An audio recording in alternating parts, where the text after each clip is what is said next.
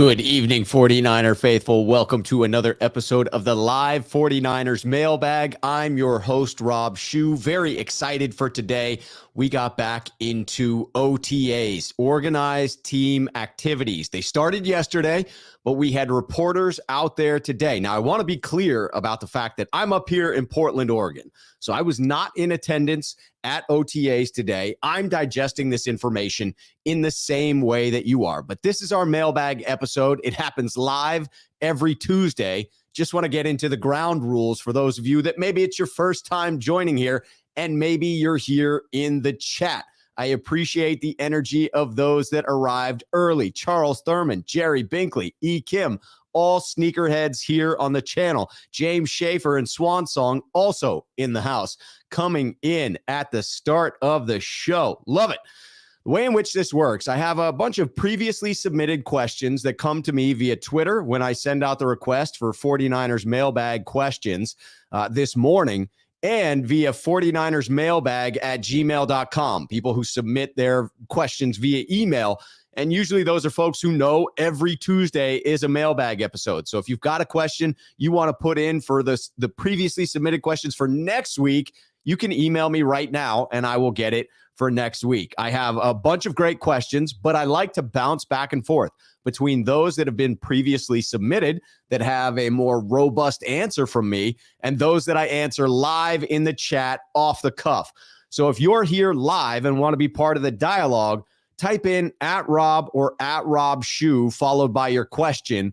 Then when I come back to the chat to go through your live questions, I'll know that you're talking to me. I appreciate that. I appreciate all of you that are here for the start of the show coming in live. If you enjoy the content, please do remember to hit that like button and subscribe to the content as well. Let's get into this with no further delays, ladies and gentlemen. Talking about the first question that was submitted, this one came in from across the pond. Gary coming in from the UK, and I greatly appreciate it. As always, any of these questions that were a little bit longer than would fit in the banner here, I have to abbreviate. So I will read out the full question. You can read the abbreviated question down here, but if they don't match up, that's why. I'm reading off the full one. This one comes in from Gary. It says, "Hi, Rob. Hope you are well. Enjoyed the show yesterday. Living in the UK, the show is too late to watch live, so I usually catch up on it the next day. I wanted to ask a question. I'm not exactly sure how the 53-man roster works, injured reserve, etc. If Verrett is on the team and gets injured, can he not be replaced, or is that slot lost for the season? Keep up the great work, Gary." Gary, appreciate the compliment and appreciate the question. In that scenario where you're talking about Jason Verrett making the 53-man roster, but then sustaining an injury, I think in this hypothetical, you're talking about if it's a season-ending injury in particular, he could definitely be replaced in that example. You can place as many players as you need to on injured reserve throughout the season. So if you start with 53 guys on the roster, by the end of the season, 20 of those same guys could be on injured reserve, and they could be replaced with 20 fresh bodies. Each time someone's placed on IR, a roster spot is opened up on the 53-man roster, and the team can then add someone. As of right now, you get a couple of flexes that can occur in bringing someone back from long-term IR, which they've renamed short-term IR, in bringing them back off of the injured reserve list to the team. The real question becomes, in this scenario where we're talking about Jason Verrett specifically, the real question is, who do you have to cut in order to get Jason Verrett onto the 53-man roster? This is one of those seasons, one of those off seasons where the 49ers are an incredibly deep team, and whomever they would need to cut to make room for Jason Verrett is the player that you want to keep your eyes on. One of those last cuts that they try and sneak out there, because it's that player who's on the fringe. The question becomes, are they going to get swooped up by another team? Anyone that gets released by the 49ers while getting down to that 53-man roster can be claimed by another team. That's exactly what happened when DJ Reed got injured 2 years ago. The 49ers waived him injured. thinking that he would most likely go unclaimed and they'd be able to revert him to one of their injured reserve lists and basically keep him on the roster in a underhanded way. Instead, Seattle comes in and swoops him up. And now DJ Reed is, out and about. He's no longer a 49er. Had they been able to get him back onto the practice squad, back onto one of those injured reserve lists, I feel confident that they would have been able to maintain that relationship. They would have re-signed DJ Reed. He would have had a chance to compete as a 49er. So that becomes the fear for whomever you let walk in order to keep Verrett on the roster, that they may not be around if you then have an injury and need to bring in an additional body at that point. If Jason Verrett stays healthy throughout the season, that was absolutely worth it. No matter who it is you ended up cutting, if Jason Verrett returns to 2020 Jason Verrett form, I have to say that it was worth releasing that player, whomever that hypothetical person is on the bubble, in order to get that level of production. The concern is if he gets injured after a game or two. If something happens like what happened last year and you've cut a fringe player in order to make room, and now you're without Jason Verrett as well, and that fringe player got scooped up by another team, that is the nightmare. That is what you want to avoid if at all possible. All right, I'm going to get to one more previously submitted question, then I'm back into the chat to get to your live questions as well. Kim comes in to ask, and I had to pare this down, Kim, so I hope this is the question you were going for. When will this front office show conviction in backing Trey Lance? Here's what Kim had to say. Rob, this current front office lacks fortitude, as the Chiefs and Rams did with their starting quarterbacks. The Chiefs had conviction with drafting Mahomes and then putting him in to start and never looked back. The Rams had convictions that Goff wasn't the one and moved on, paid the price to get Stafford, and won a Super Bowl because of that. I'm tired of seeing this front office not have convictions with Trey since they moved several draft assets for him and tell us Jimmy wasn't the one. I'm tired of seeing this front office lack fortitude in finding a starting quarterback since 2017, and they had no plan when they moved up to 3 in 2021 and cut Jimmy when they did that. Peyton Manning told Indy to cut him in 2012 when they drafted Andrew Luck, since it wasn't fair to Luck's development if Manning was still on the roster. Again, I hear the passion in that submission, Kim. I know that you want the organization to get behind Trey Lance, and I think the answer to your question, when will they get behind Trey Lance? The answer is now. You are seeing the transformation that you want to see. It may not happen as quickly as you want. It may not be as robust as you want, but the faith in Trey Lance started yesterday with the beginning of OTAs. Finally, the media that was put out today by the team, maybe that was put out last night by the team, summarizing day one, summarizing the get-together for OTAs. It featured some clips of Trey Lance. Then today, when you have Kyle Shanahan come before the media, he reiterated that the plan is to trade Jimmy. The messaging seemed much clearer to me today. There was no hemming and hawing. Yes, he covered his butt by saying, well, it's no guarantee that we trade Jimmy Garoppolo, but that's the truth. If they can't trade Jimmy and they're unwilling to simply release him, there's a scenario he ends up there. But the tone of Kyle Shanahan's voice very much supported moving on to Trey Lance, in my estimation. I also thought he came in fiery for that presser, Shanahan did. I think he was anticipating more animosity from the reporters for this very reason, for this very need to get behind Trey Lance. I do believe wholeheartedly it's Trey's time from here on out, both on the field and from a publicity standpoint, from the team's media standpoint. They finally at 4949 Santa Clara Boulevard, or wherever the hell that is, they got it through their thick skulls that we're all staunchly rooting for the young gentleman to be successful. All right. Those are the first two previously submitted questions. I want to know what questions you had for me live in the chat. So now I am going in to see the at Rob Shoe comments like Alan's here. This is just an example, not a question, but Alan coming in at Rob Shoe. Good evening. Good evening, Alan. Welcome back to the chat. All right, here's Kim coming in. Rob, why do some people give credence on people's opining on Trey's performance in practice when they never seen him at a 49ers practice? So why do people lend credence to someone's opinion who's not seen Trey Lance in person? That's a good question. I think you can discern a lot from watching tape. I will say that I got a distinctly different impression when I did see him in person for the first time at the Seattle game in Seattle last season. I do think there is something to seeing someone in person, but many draft evaluators are looking at purely film, and many of those draft evaluators do quite well in evaluating talent. So I don't think it's impossible to look at film and give a breakdown of Trey Lance. I do think you gain far more when you've seen it in person. HR, Sneakerhead here on the channel as well, coming in at Rob. That is some lame-ish Kinlaw pulled with Grant, and the 49ers need to sanction intimidation of the press. I need to see the video to see if there's actual footage of it.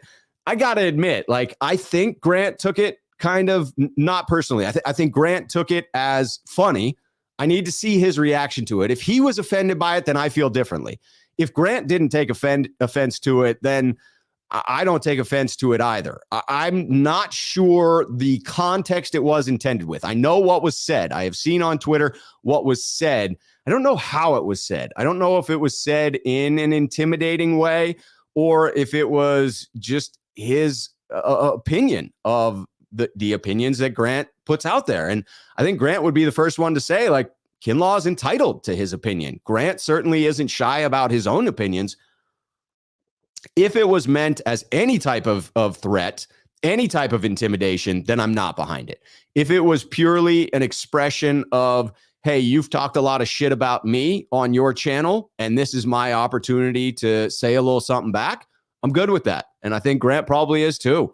If it was in any way intended to be intimidation or to dissuade Grant from giving his opinions in the future, I'm not on board with that.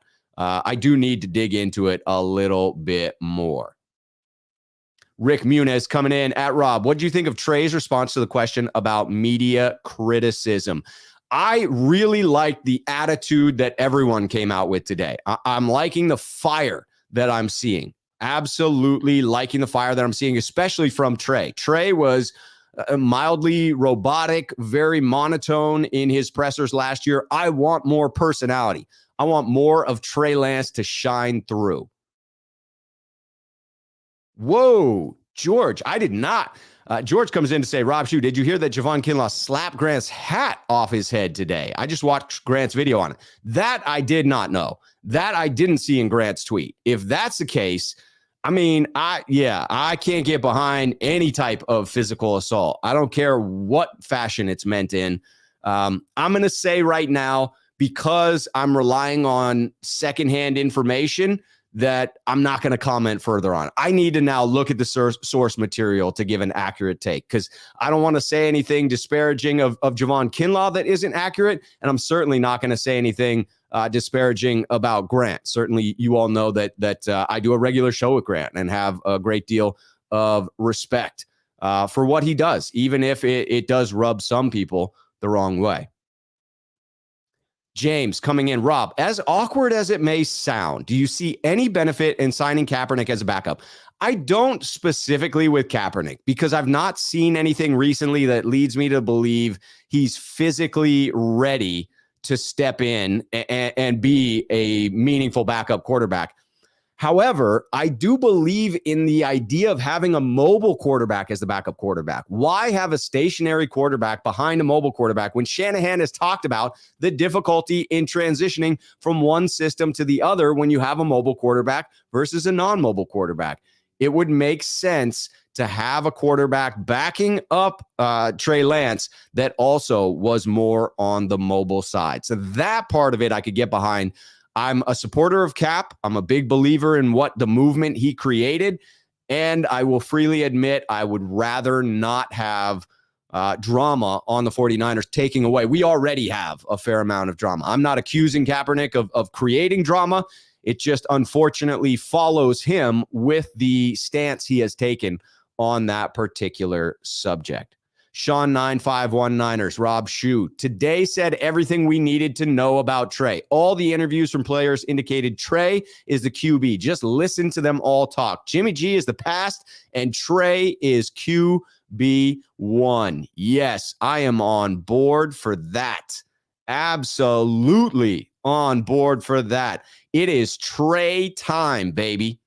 Earn coming in. Rob, what do you think Shanahan meant when he said he thinks the media already knows what Alex Mack will do? I'm going to get to that in a minute. I have that amongst my topics, and I am going to hit on that. Definitely going to hit on that.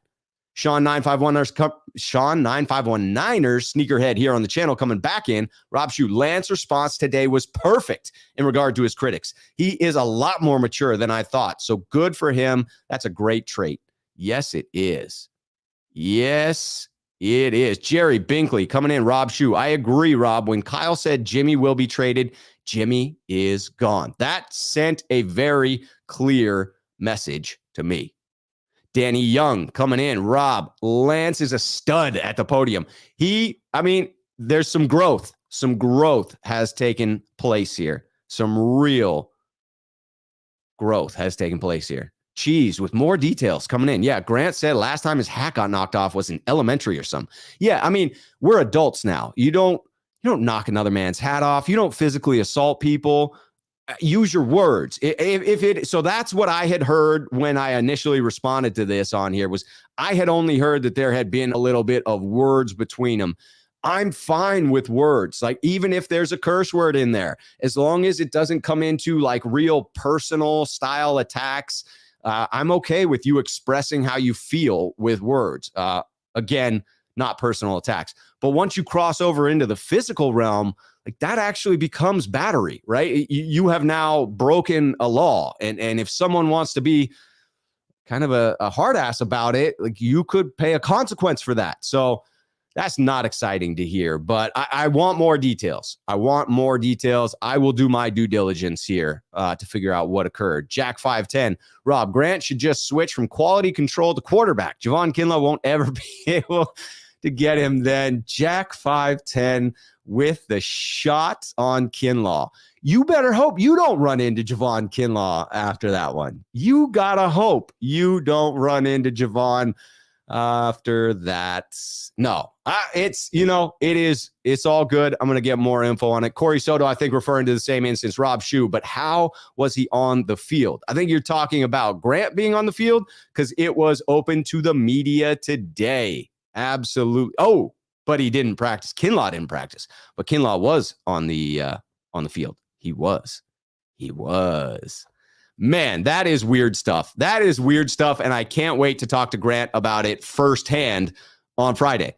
All right, I'm getting back into the previously submitted questions. If you have one for me, hit it in the chat with @Rob Shue. Dirk Pippen coming in. Grant Cohn got some feedback. Yes, he did. Yes, he got a response. From Javon Kinlaw. And something tells me he wanted a response. Something tells me he's delighted in getting that response. All right, coming back into the previously submitted questions, this one coming in from Dan R.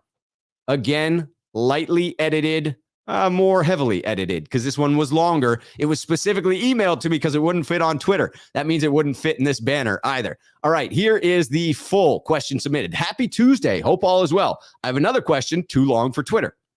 In the Shanahan era, the Niners have consistently been one of the most injured teams based on AGL, which is adjusted games lost.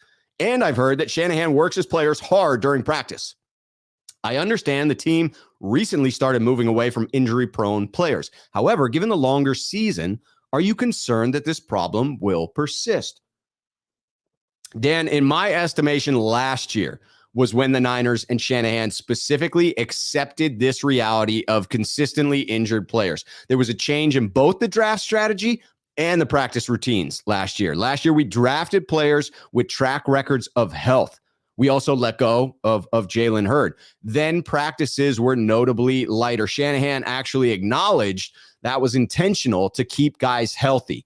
This year, we did dip our toe back into the ACL club, but it feels a little bit different to take a flyer with one of your 3 sixth-round picks to bring in somebody that can potentially start the year on the physically unable to perform list and become a reinforcement in an already deep defensive line room if it's hit by injuries. That feels very different. Now you're bringing in a player that is not needed in a position of depth that can start the season on PUP and doesn't need to come off of that, right? If you never need another reinforcement at D-line, you never have to take that player off the physically unable to perform list, and that season doesn't accrue for them, right? So now you've got them under their rookie contract even longer, I believe.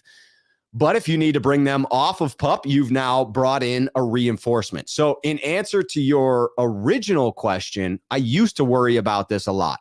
Up until last season, it was something constantly on my mind. And everything I said needed to be prefaced with, if healthy, or so long as the 49ers avoid injury, or if this player's able to stay on the roster for the full season.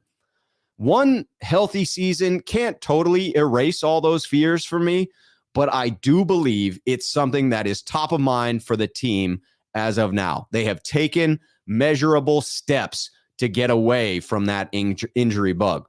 All right, this next one coming in from Rohan. Rohan, guest of the program, comes in to say, what do you make of Darqueze Dennard in the slot? Admittedly, I find it concerning. Maybe we found a diamond in the rough here, but it really feels like a position that we failed to really address in this offseason. We face Cooper Kupp twice in the regular season and seems pretty damn likely that we could face him again in the postseason. I'm not feeling great with Darqueze out there until I see more from him. He barely cracked a roster when we were decimated by injuries during last season. Now we're counting on him as our starting nickel cornerback? That seems suspect. Highly suspect. I would still, admittedly, like to see Emmanuel Moseley in the slot. Give me E-Man, Jason Verrett, and Charvarius Ward as my starting three corners. I freaking love that. The reason I love the Emmanuel Moseley in the slot is because it signals the healthy Jason Verrett, and a healthy Jason Verrett means we get to put our three best corners out on the field at the same time, with Ambry Thomas backing them up and Diamador Lenore backing up the slot. That, to me, would be an impressive roster. When you've got Darqueze Dennard out there, I've got my question marks. It makes me wonder if the 49ers failed to address a need at that position. All right, coming back into your comments, the ones that are hitting live, those of you that are in the chat at the moment, got to celebrate the newest member of the Sneakerhead crew. James Schaefer has become a sneakerhead here on the channel. James, welcome. Welcome to the channel. We thank you for your support. Absolutely thank you for your support. All right, let me see here. Alan coming in. Alan asking, Rob, did you get my question this morning? That's a great question, Alan. I think I did. Hold on. I'm going through. I got Dan. I got Alan. Alan, I do not see your question in here. How did I miss that? I feel like I saw a question come through with you. Throw it through in the chat and I will get to it here. I don't think I've already gone through it, but I'm just double checking right now. No, it was not the first, second, or third one that I went through. Alan, drop it again. I apologize if I missed it. I didn't see it in the 49ers. Ooh, there it is. My man, you don't need to drop it. You don't need to drop it because I've got it right here. I was wondering your opinion on Tyler Kroft. Is he just a camp body or could he be the number 2 starting tight end? I think this one, the 49ers have been attempting to fill out that second tight end spot for a long time. They really have. And, this is a situation where this is a player coming in that I believe has a very real shot to be that number 2 tight end. Got that up there now. This one's coming in from Alan. Hold on. I got to get Alan's name in there. We got to get Alan credit.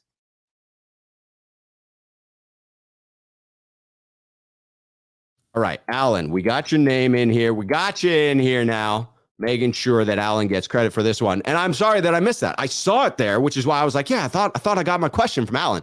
Yes, I think Tyler Kroft could absolutely grab that spot. Let's bring up his statistics here so that we can talk a little bit about it. All right. So he comes in most recently playing for the New York Jets, right? He's a 6'6", 252-pound tight end. He had 16 catches, 173 yards last season. So nothing to knock your socks off.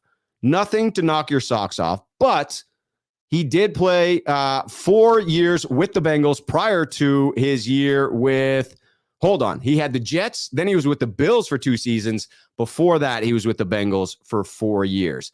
I mean, I'm looking at this as a competition, camp competition. I also have a warm spot in my heart for Troy Fumagalli. I have worked in the past with his brother, Ross Fumagalli. I've played in fantasy football with Ross, and each time he drafts his brother at the end of the draft, even though Troy is unlikely to accrue many fantasy points, and I find that very endearing. So Troy has a fan in me via his brother. But you look at Charlie Warner, Ross Dwelly, Jordan Matthews, Troy Fumagalli, Tanner Hudson, and now you add in Croft to that. It's not hard to imagine him rising above the rest and being that second tight end behind George Kittle. So is it a lock? No, I don't think so. Is it high potential that he's tight end 2? Yes. Yes, I will definitely go that far. All right, I've got to get back into the comments. I appreciate you putting that in, Alan. Make sure that I get to it. Let's see here. Trying to find the at Rob Shoe. All right, here we go. Sean9519ers at Rob Shoe. The fact Trey said he had a finger issue since the preseason was telling why maybe Shanny moved away from the Trey package and stayed with Jimmy when we were under 500 versus helping Jimmy G. That makes sense to me as well. I mean, you looked at these injuries. They're not going to play it up when it's in real time, but looking back on it from the next season, they can be honest about some of these things that they couldn't be honest about in the moment. Certainly the finger injury lingering could be one reason why we saw less of Lance. Lorenzo Gonzalez coming in at Rob. Hit that subscribe button, everyone. How did the cornerbacks look today? Any closer to getting those sneakers signed by Jason Verrett? I can't wait. And how do I become a sneakerhead? Keep up the great work. Lorenzo, you can become a sneakerhead just like James Schaefer just became a sneakerhead. You hit the little join button. When you first get to the channel, it'll say subscribe. Once you've hit subscribe, it should change to join. The only platform it doesn't, so I've been told, is on iOS, on an iPhone, one of the Apple products on their mobile devices. It is harder to then join through that. But if you use your desktop browser, you should have that join button. As far as the cornerbacks looking today, I don't have specific information. Need to watch more tape to give you a real take on how I viewed that. I do think that, well, Jason Verrett did not practice today. He's going to get eased into the action, and rightfully so. I mean, the key with him is, can he stay healthy? No need to get him injured in the preseason, but it's going to come down to a real conundrum for the 49ers. Do they hold on to that roster spot and keep Jason Verrett, or do they use that roster spot on a young player? Because if, knock on wood, if something happens to Jason Verrett again and you've wasted a roster spot, that becomes painful, especially on a team that is this deep. Dirk Pippen with the question. My question to Rob, is Debo signed by the first day of camp? Kyle Shanahan did say today he expects Debo to be there for the mandatory minicamp, which is coming up in the middle of June. I do not think that Debo's contract will be done there. I find it hard to believe Debo will show up prior to a contract being done. So I think neither of those things happen on day one of the mandatory minicamp. I don't think Debo's there, and I don't think a deal is done. But I would say late June is when I have my eye on. Late June. James coming back in. Rob, I appreciate you being willing to answer my off-the-wall question. It shows how much you truly are here for us, and I appreciate your honest and open-minded answers even more. James, it is my freaking pleasure. I absolutely love the interaction that we all have on this channel. I'm here for it. E. Kim, talking about food, talking about Chicago. You know I'm going to Chicago. You know I'm going to eat food in Chicago. Rob, Chicago-style hot dog has relish, mustard, celery salt, onions, tomatoes, sport peppers, and pickle spear on a steamed poppy seed bun. I got to tell you, like, it weirds me out, all those ingredients, but it also sounds kind of intriguing. And I'm going to try it. I'm going to try it. Jerry Binkley, sneakerhead here on the channel, coming in at Rob Shoe. I think Trey has ups and downs until about week 8. Then I think he settles down and starts balling. Your thoughts? That's a fair assessment that a young quarterback is going to struggle at first. I believe Trey will be much more conservative coming out of the gate. It was illustrated today in the vast majority of his throws being to tight ends or running backs. A lot of checkdowns, according to the media members that were in attendance today. I would expect that to carry through. It's what Fred Warner was talking about Trey Lance doing throughout practices. Last year, Fred Warner had to challenge Trey. He had to say, hey, man, like, push the ball downfield. We're the defense. We need to practice going against someone who tests us. So make sure that you're testing us. But without that prodding, without Fred Warner coming in to say that, it was Trey's natural stance to be protective of the ball. In 2019, he was highly protective of the ball for North Dakota State. He threw no turnovers, right? So I think that will be the difference I'm looking for, is a less aggressive Trey to start, and therefore bumps and bruises along the way, getting comfortable, and then letting it rip. And I do think that there is a healthy chance that halfway point of the season is where Trey begins to really find his footing. Abraham Muniz coming in. What's your opinion on what happened with Kinlaw and Grant Cohn? So I admittedly have not gotten all the details. I haven't watched Grant's video. I want to hear the firsthand account. At first, I saw Grant's tweet that said what Kinlaw had said to him. I have no issues with that exchange, depending on how it was said. If it was said with the intent to intimidate, I have a problem with it. If it was said in an attempt to communicate that, hey, you've talked a lot of trash about me on your channel. I've not had the opportunity to confront you. Here's me saying to you, I don't appreciate it, but in a vulgar sense. I'm okay with that. I mean, let's be very honest that Grant does not pull punches. Grant has said some shit on his channel that if he said it directly to a man's face would result in fisticuffs. Let's be real about that. These are very physical men that we're talking about. And you could see testosterone flaring up and it getting a little bit heated. Now, we're not in the heat of the moment. This is someone who was probably building up to this moment. And so, again, if it was a release of contempt, if it was purely just a one-off name calling one time, like, I get that. But if there was any physical contact, if it was intended to intimidate, I just can't get behind that. And I hope someone grabs him, someone from his team that he respects, someone grabs him and talks some sense into him in that regard, because that's just not the way in which you want to go about interacting. Not at all. All right, Sean 9519ers coming in. Croft is only here because he's a veteran, and hopefully Dwelly will see pressure and up his game physically and keep number 2. The interesting thing about Dwelly is he lost his number 2 spot to Charlie Warner by the end of last season. So Dwelly is in need of actually stepping it up and claiming that number 2 spot. Otherwise, I would say Charlie Warner would be the favorite to land it. I think because of that, Croft has every chance to grab it. Every chance. Looking for the at Rob Shoe comments. HR, Rob, why can't the 49ers learn from the Warriors? You mean why can't they win championships like the Warriors? They have. It's just been a little while. We'll be back there. Cornelio, 49ers, Rob, I'm just happy Jimmy is not there.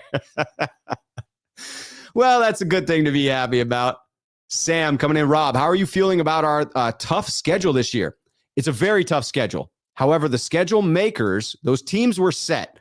Once we were playing the AFC West, once we landed where we did within the division, who we were playing was set. The schedule makers did us every favor possible in the way in which we play those games. The easy games to start, I'm telling you, it worked out well. So I'm feeling very good about the order of the games. I think that the schedule makers did us a favor in that regard. Abraham Muniz, Rob Shue, not to spoil the video, but he smacks his cap off his head. No, I mean, I heard that earlier. And I mean, does the video show that? Like, is there actual video of this happening? Because that would be phenomenal evidence. I like I said, I need more evidence. I need to look. I need to do my due diligence before I comment further, because I care for both parties. I want Kinlaw to have a great season. I don't want him to get suspended. And I don't want Grant to get assaulted by a 300-pound man. But Grant is, I pictured Grant as being a little bit shorter, a little bit skinny. Like, Grant's not a small dude by any respects. He'd get his ass handed to him by Kinlaw, but it wouldn't be that comical, right? He'd stand a chance. Plus, he's a track guy. He could run. I'd run if I could. Sean 951 Niners. Warner was in there more in the end because Kittle was balling again in pass game, and Dwelley is not the better run blocker versus Charlie. Charlie is certainly the better blocker of the two, but there was no evidence to me that the 49ers trusted Dwelley as a pass catcher. I just didn't see it last season. Coming into start the year, I was optimistic. Dwelley had reshaped his body. Dwelley had trained with Kittle. I thought we were going to see more passes thrown his way. We didn't. That leaves me a bit suspect about where the 49ers place him and whether he'll make the roster this year. Leaving, Rob Shue, Kinlaw should be worried about his second contract and not a YouTube personality. That's absolutely true. That is absolutely true. Kinlaw's got to focus on playing and playing well. Gold-blooded. Rob, I've been lazy. Has Tart been signed elsewhere? And if not, will he be back? No, he hasn't been signed elsewhere. The one thing to keep your eye on, Ray McLeod started wearing the number 3 today or yesterday in OTAs. The number 3 was the number Tart was wearing. That seems like a little bit of a sign that you're not going to bring back Tart. Maybe not. You can still work out numbers, a little bit of payment, exchanges hands. But that seemed to me to be an indicator that the 49ers were moving forward without Tart. Allen, Rob Shue, let's go Warriors tonight and win game 4. Splash the like button. Hit that like button. Dr. Jasprit Dahar coming in at Rob. What's up, brother? LOL. I just wanted a video of Grant talking about it after the fact. Yes, I am looking forward. I really am looking forward to hearing Grant speak about this interaction that he had with Javon Kinlaw. All right, I am going to get into a previously submitted question. I will be back into your comments that I see scrolling in right in just a minute. Right. I was going to say right now, but not right now. Right now is the previously submitted questions. That's the way in which this is working. Gozer, the Gozerian coming in. Gozer.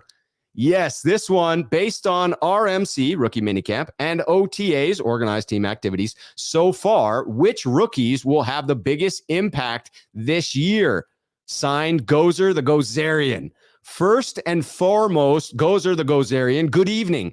As a duly designated representative of the city, county, and state of New York, I order you to cease any and all supernatural activity and return forthwith to your place of origin or to the nearest convenient parallel dimension.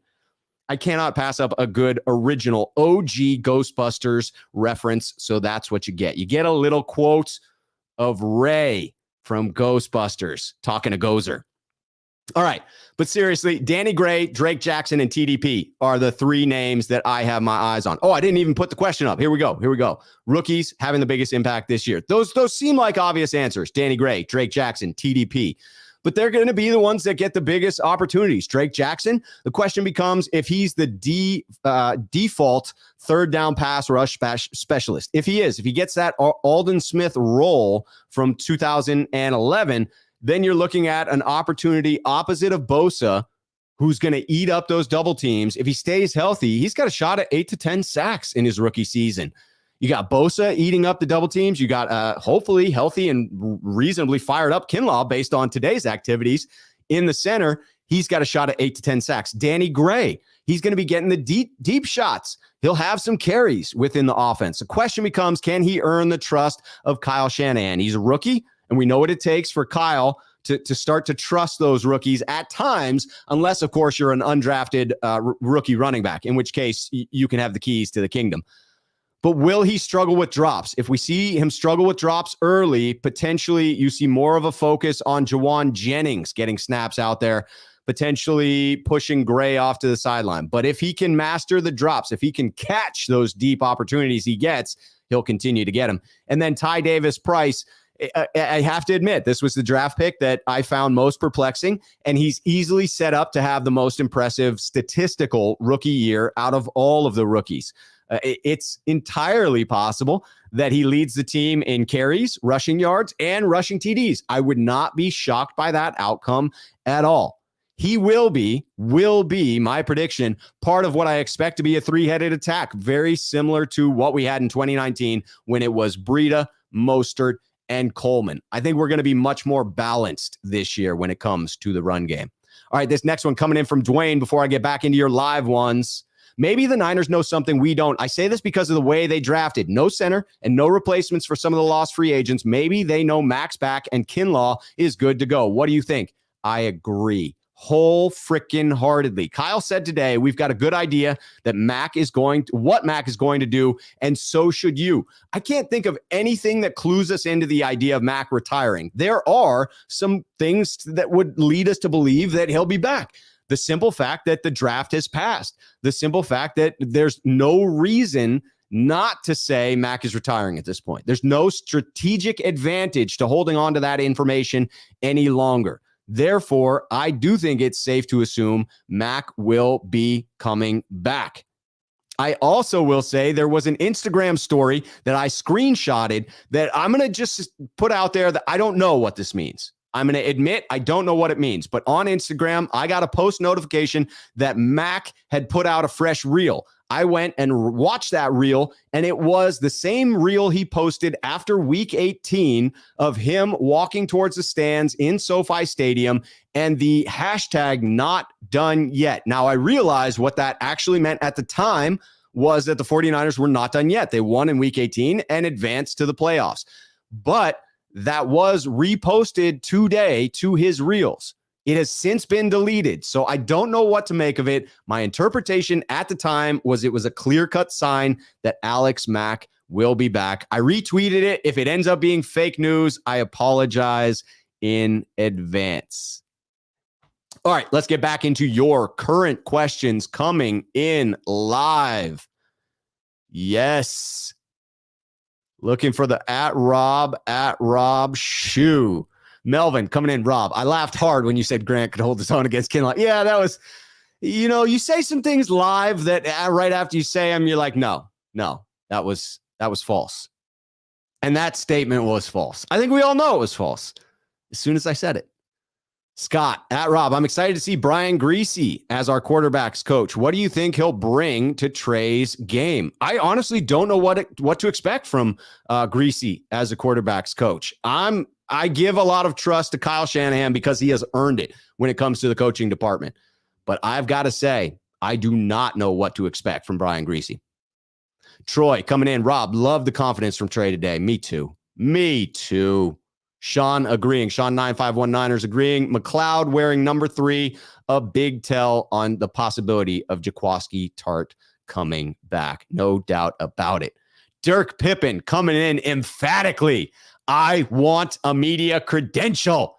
Dirk, I can help you. Maybe not. Probably not. But I can give you my used media credential. You can have a media credential as you've said you wanted. It just won't be your media credential. It would be mine. But it's very pretty. It has a nice picture of me on it. So there's that. I mean, it's, in some ways it would be better than having your own media credential because it'd have this smiling face on it. Dr. Jaspreet coming in. Rob, Mac is gone, huh? I heard that the number 50 jersey's been given out to someone else. So I think Mac is gone. I disagree. I think Mac is back. That jersey at the time was given to someone who was like a complete stretch to make the 53-man roster. And that 50 was not on today's list. The 49ers gave out to the media a list of all the alphabetical names on there. And I believe Mac was the only 50. I got to double check that because maybe that one. Anyway, what I am certain of is the player who was wearing 50 in addition to potentially Mac this season was someone who is not likely to make the team. And when they have 90 men on the roster, which they do right now, and the 49ers have a fair number of retired numbers, you have to have those double ups on numbers. So I get that it was I get that it was unfortunate that it doubled up with Mac because we're unsure he's going to be back, but I believe Mac will be back. Looking for the at Rob Shoe comment so that I know you're talking to me. People are really excited about this Kinlaw Grant thing, and I do not blame them. Leaving Rob Shoe, Ray versus Gray, more than Jennings. Yes, I do think that that's a better comparison. Jennings is, it would seem, very clearly the third wide receiver, and Ray is thought of as a speed wide receiver, even though he's not a burner. He is good in short area quickness, top end speed, not so much. I view Ray as much more of a returner, much more likely to get a couple of carries, but I'm not viewing him as the deep threat that I'm viewing Danny Gray as. However, the 49ers may turn to Ray if Gray cannot shake the drops. That is definitely the concern there is the drops. JG1, I'm going to bring this in, but I'm not citing this as fact. This is hearsay for now. I'm not accusing JG1 of making anything up at all. But again, I cannot confirm or deny it, and so I'm introducing it as such. JG1 says Grant was standing on the sideline and Kinlaw walked over to him. Grant didn't say a word till Kinlaw started messing with him. I'm interested to hear more. John coming in. Rob, thoughts on Lance throwing the rock alongside Josh Allen at tight end university? I'm excited that he was invited by Kittle. I'm excited he's spending the extra time with Kittle. And yes, it is thrilling to think of him alongside of Josh Allen. I'm excited for Lance season. I am excited for Lance season. Sam coming in. Rob, how many passing yards and rushing yards will Lance have this year? I made this prediction earlier. I want to say I landed right around 3,500, 3,600 passing yards with 500 to 600 rushing yards. I mean, it still equaled out to a very good season, but it was not a statistically staggering one because I anticipate Trey will be a little reticent to push the football. I think he'll be a little bit conservative at first. I also think that the speed of the NFL will take a while for him to catch up to. And I expect some bumps and bruises, but then I expect significant improvement over the second half of the season. Leaving Rob Shoe, Max Hart still in it? Can't be conflicted in the NFL. I think he's answering that question for himself right now. Answering that question for himself. Because you're right. He does need to be in it wholeheartedly. This is the NFL. All right, Ashley Keating coming in. I like this perspective on it. Gives me a chance to talk about it. The video was funny, ? But also, I don't know. With everything going on, I'm never a fan of violence. You never know if someone is joking or serious. Hope he has a good year and is healthy, though. Tough in the mental. I don't know how to interpret it either. I haven't seen the video. So I'll take from Ashley's comment here that, like, maybe it was intended to be funny. I'll give him the benefit of the doubt until I see differently. But I wholeheartedly agree with Ashley in saying I'm never a fan of violence. I also don't think it's fun to create a tense situation where you're joking, but someone else doesn't realize you're joking. And the joke is physical violence. That's not funny in my book. So if that's what was intended, or if it actually was meant as physical violence, in all of those scenarios, I absolutely would say that it's not acceptable. And I think it's something that Kinlaw's got to look at for himself anyway, even if he meant it playfully. Should you really be that distracted by a YouTube personality, a media member? Edgardo coming in. Rob, my money on Grant. Kinlaw harming soft. I think if I'm betting on Kinlaw in that scenario. Was Jack there? Yes, Jack was there. I cannot wait to get Jack's perspective on it. He does have a media credential, as does your boy. I just did not make my way down to the Bay Area because I'm up here in Portland, and getting down for that OTA figured that would just be a tough one to get down. A tough one for me to make it down there for. All right, I saw some more Rob's HR coming in. How do you see the running back carries being split during a game and throughout the season? I think it's a three-headed monster. You see the resurgence of Trey Sermon that many people are throwing in the towel for. TDP, obviously going to get his carries, as is Elijah Mitchell. It was almost an even split in carries and yards when you had the three running backs in 2019. I look for a return to that. Within games, not so much of a three-headed split because Shanahan likes to ride the hot hand. So whomever is hot that game, whomever is cooking, will get more carries in the game, but it'll balance out over the season in my respect. Ooh, this one's tough. E. Kim, how could you? Rob, is Lillard getting traded from Portland this offseason? Oh, E. Kim knows that I'm a Blazers fan. I got a warm spot for the Warriors. Don't hate on me just because they're not my number one team. But I live up here in Portland now. And man, it would break my heart. No, I do not think that Cronin trades Lillard. I believe Cronin being hired on from interim GM to full-time GM made that a far less likely outcome. I believe they try to bring in players around Lillard. I don't know if they will be successful at that with the 7th overall pick. Starco fan 212 sneakerhead here on the channel. Rob Shue, tight end university deserves its own campus. Hey, Kittle is he's making things happen. So maybe that's what will happen. Maybe he's going to develop an entire university campus. Matt Flores, Rob, you think Kyle intended to speed up Trey's starting last season, but the finger screwed up that trajectory? It certainly seems it could have been an earlier possibility. Jimmy was certainly struggling at that point in the season. Had Trey been healthy, would we have made the switch? I think it's fair to ask that question.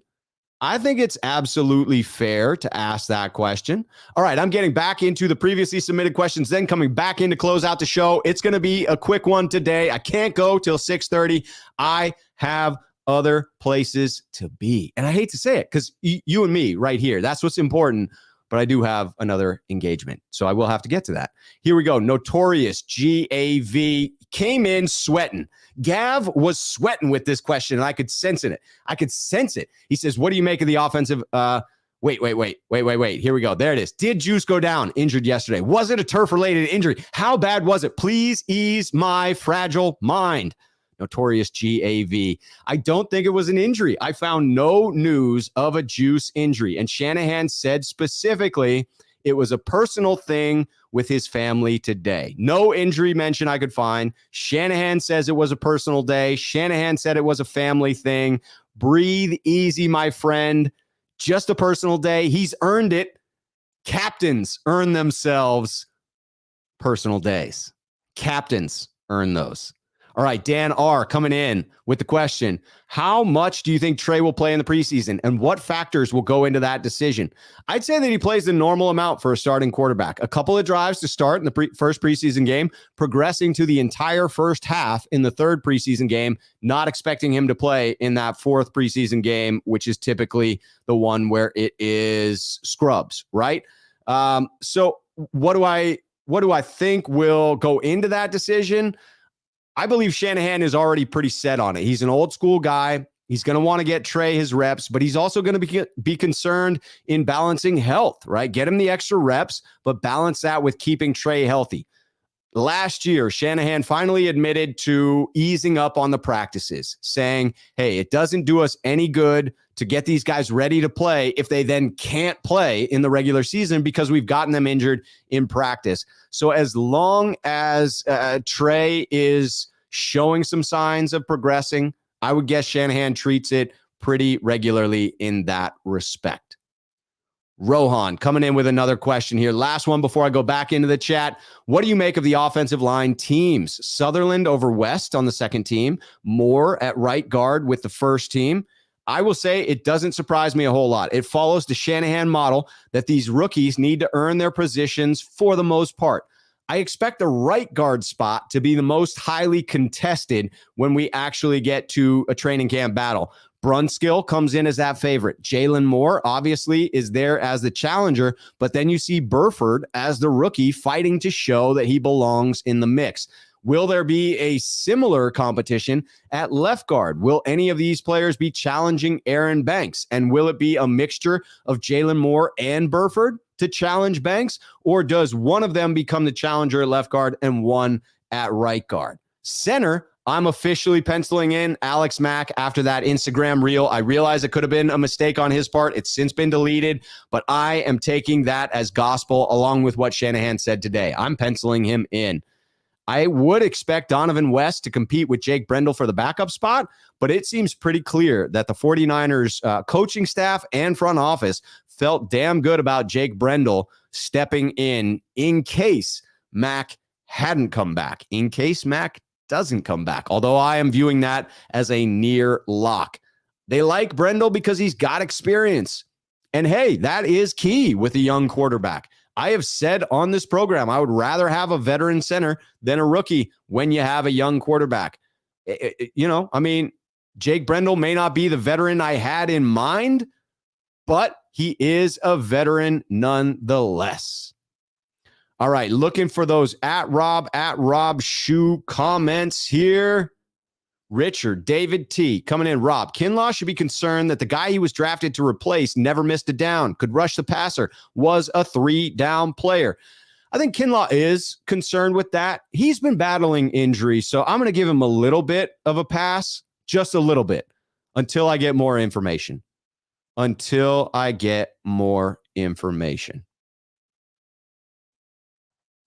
Sean 9519ers, Rob Shoe. Kinlaw was serious if Grant's video is real. Kinlaw was hurt and rehabbing, and Grant is bashing him all year. Then Kinlaw has to see him on the field. This is 2022. Will Smith.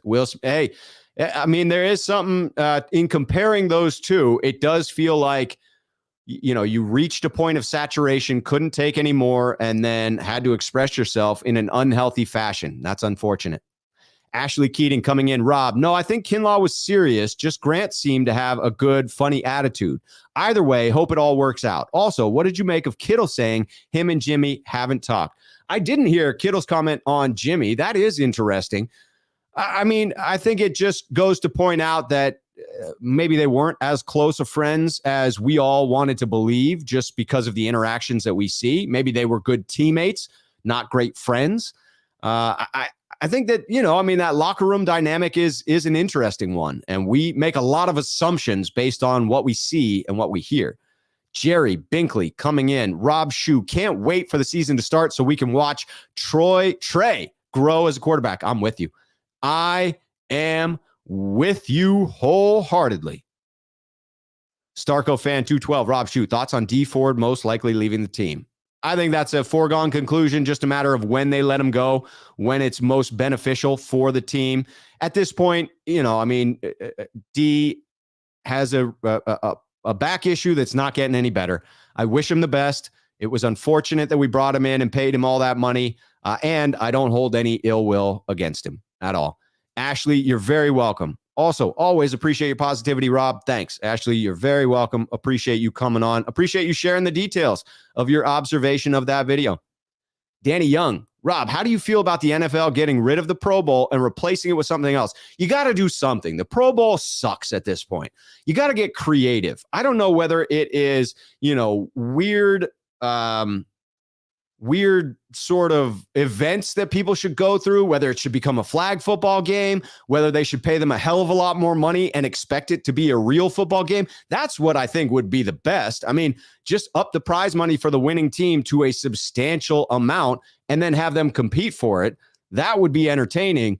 But other than that, I just don't know how you bring it back to relevance. If you cannot up the game, then kill it. Because at this point, what we're seeing right now is barely watchable.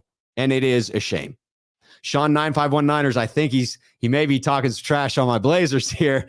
Rob Shoe, Jailblazers need to blow it up. Move Dame for players and rebuild. Too far behind in the West. There may be some truth to that. Had they scored a lottery pick like 1, 2, or 3, maybe that would have been enough. But man, I hate to say it, but I think you may be right about that. But the Blazers will probably still run it back. Tom Jensen, sneakerhead here on the channel. Rob, Lillard is staying. He wants the cash. 2-year, $107 million max extension.